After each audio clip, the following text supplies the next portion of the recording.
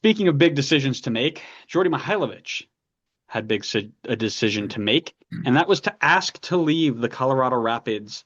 And who was jumping at the bit to bring him in but Toronto FC in the second biggest cash for player trade in MLS history, totaling $8 million plus add-ons.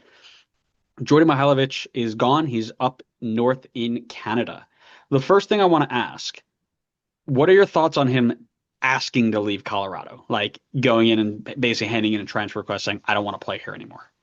I guess what's the context, right? Like it clearly you can't make the argument like, hey, I want to leave because I want to be on a better team because you went to a worse team. So I don't necessarily, although do the players get a say in a cash for trade? Do you know? They Or get is part it of it, I just believe. Yeah. like how it is in the NBA? Yeah, I Okay. think they get a part of it. Yeah. So find it hard to believe that he would say, "Oh, I want to go to a better team or I want a better shot at the playoffs," and then move to Toronto, who's 14 points out of the play-in game right now. Isn't there another team that's Maybe he 14 just points didn't out of the like play-in game right now?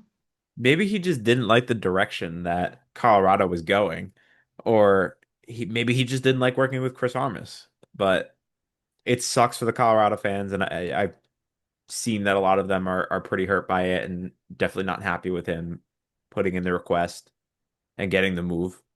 But I think it's a bit better than him just kind of like moping around trying to run out his contract and leaving for free.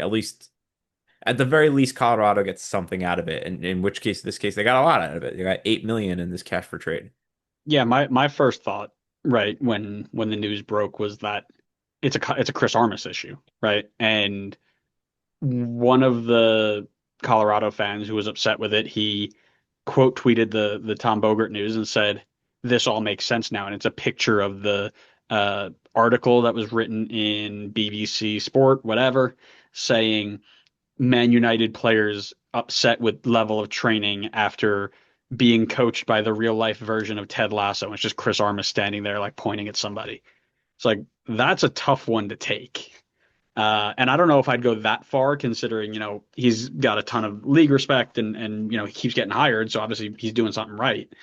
But it seems like there might be some people who are not thrilled with Chris Armas, right? So in Mihailovic's intro press conference, he mentioned that the locker room in Toronto is full of like-minded mentalities, hard workers that don't quit. They have a desire to win, right? These aren't direct shots at Colorado, but if I've got experience watching Chris Armas coach, and whenever I would see Jesse Marsh in the huddle saying, energizing his team, it's like, oh man, I want to run through a wall through this guy, and I'm not even playing. And then Chris Armas gets in there, and it's like, I don't really, it doesn't really do anything for me. So maybe that lack of energy coming from the head coach, maybe that was leading to some slacking going on in Colorado, right? What are your thoughts on his move? What Toronto gain out of this? Do you think where are they going now? You mentioned they're pretty much out of it, but where are they going? I mean, I think for Toronto, considering, I know we talk about the league maybe very slowly moving away from parity and kind of seeing more teams consistently at the top. But I don't think it's to a point where you can't bring in somebody of the caliber of Djordje Mihailovic and not really see significant turnover in moving your team in the right direction. Do I see it happening this year? Probably not. But I think it sets the groundwork with a good offseason in the winter to make Toronto a competitive team next year, centered around someone like Djordje Mihailovic, who I think is maybe not quite MVP caliber, but he's like the tier below it if you were going to tier list it. So he's someone that I think if he's available and you have the space for him, you go for him. Interesting. Yeah, I think this is such a good get for Toronto, right?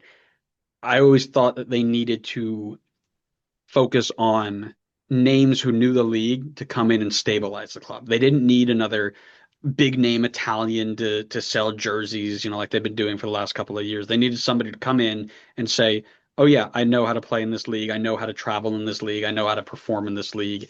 And build around me so we can get better, right? And I think that's what they get out of Djordje Mihailovic. It's somebody who knows the league and can get you wins right now.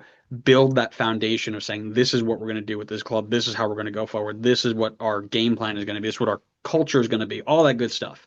And outside of, it's an out, you mentioned he's not really MVP, but he's a tier below it, right? Well, outside of, if he can play himself into that MVP tier, maybe he's also playing himself into the eyes of Mauricio Pochettino, right? He's not afraid to take an MLS guy or two into his camp, and Djordje's been on that fringe as well. So get into Toronto and take Toronto from basement dwellers to top of the, top three in the East, and do it on 15 goal contributions.